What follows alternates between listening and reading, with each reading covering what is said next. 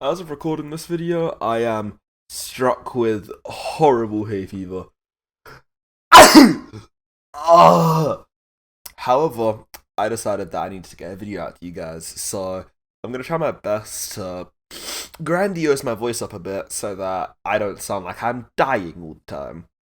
This means a lot of water and a lot of very, very powerful drugs. Thank you for watching, and enjoy. We've gathered here today to mourn the death of the well-known DCEU.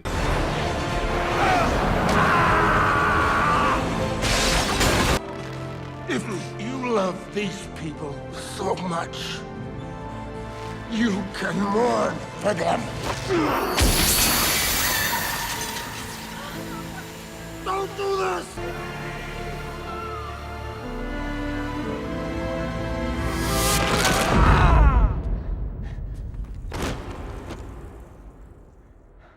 There are certain movies which stick out as good, great, even some masterpieces.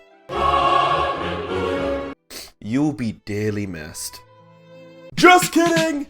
Hey! I watched The Flash, the explosive finale to the DCEU story, and if I can be honest, it was okay. I went into this film with the expectations of the last, almost 10 and a bit years? Since The Flash got announced in 2014, and I've been waiting for it since then. I was expecting a magnificent and majestic end to this line of films, but instead, I kind of walked out scratching my head over what I just watched.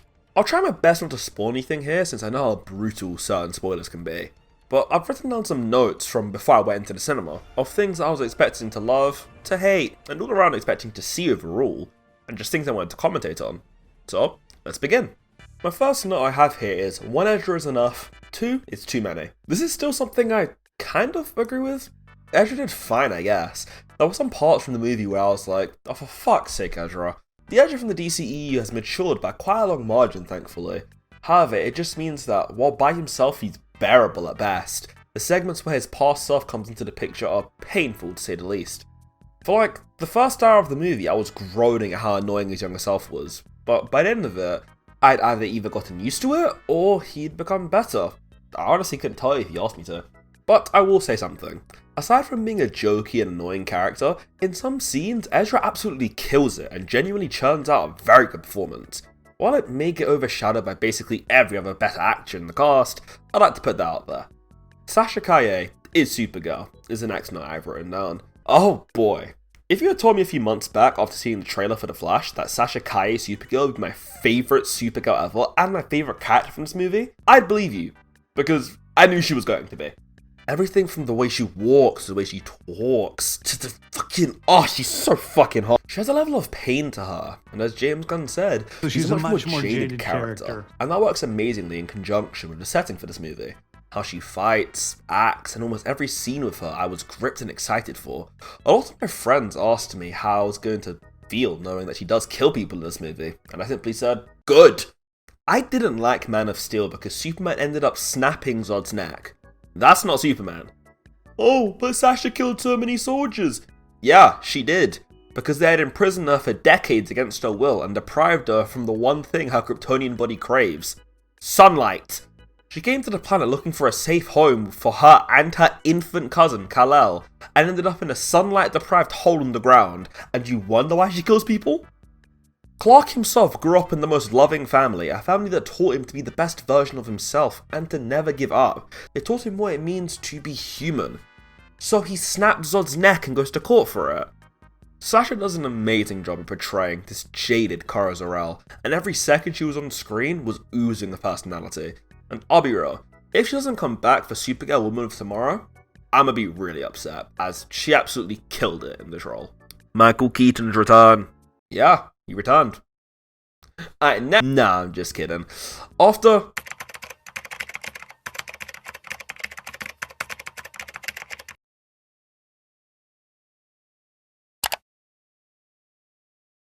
Michael Keaton has returned to the big screen as the Dark Knight. I'll be honest, I love it. During his introduction scene, I was a little bit scared as he seemed a little goofy, but after some time and some amazing interactions with Barry, He stepped back into the limelight and stole the spotlight in such an amazing and deserving way. Like, every second his theme was on screen, oh my god. It brought me back to my childhood of when I used to play the Lego Batman games, or my dad used to talk about Batman to me. That was a theme I grew up with, thinking of Batman, and hearing it once again with the actual Batman who made that theme, it feels nice. However, despite all of that, I was never actually a fan of his portrayal as Batman, for just one small, minute reason. He killed people. Kill you. You idiot! Kind of a big thing when it comes to Batman not killing. But, oh, here's Michael strapping a bomb to someone's chest and throwing them down a hole. And using a bomb to kill tons of Joker goons.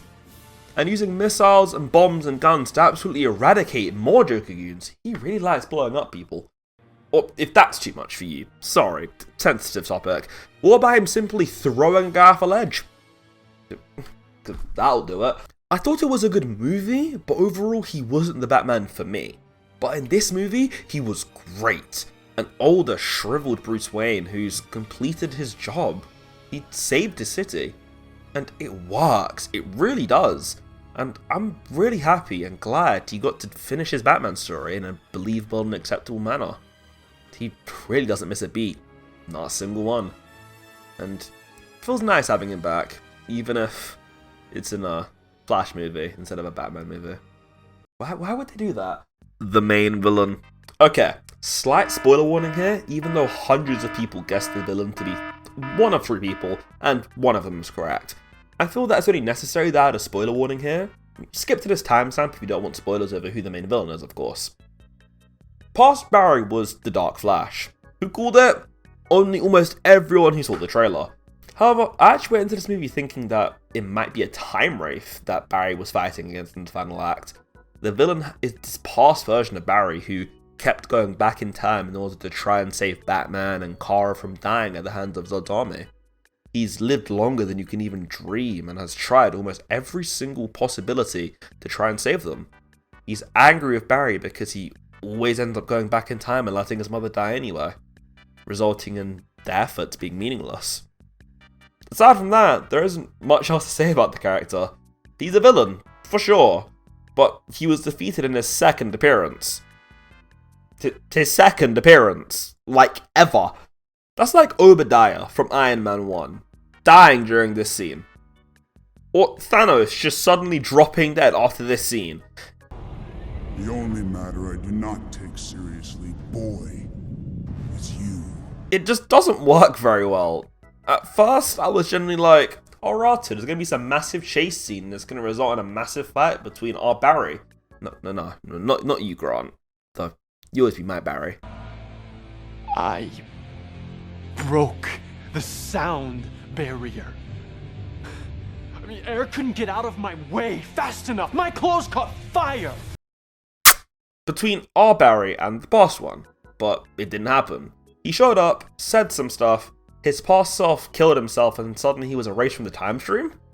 Seriously? I would really like to say more, but there isn't anything else to really say. Like, that's it, that's all he did. Next topic, I guess? The characterization of the Speed Force. If there's one thing this movie does amazingly, it's the characterization of the Speed Force as a concept. In my mind, the CW set a golden standard when it came to Speed Force interactions. Except for all of this. This was all gross. And it really made me believe that the Speed Force was some extra-dimensional, extra-universal energy that was one of the fundamental forces of life. It was told really well in The Flash as well. While running back in time in itself is a bit on the nose in how they do it, the rest of it is just mwah.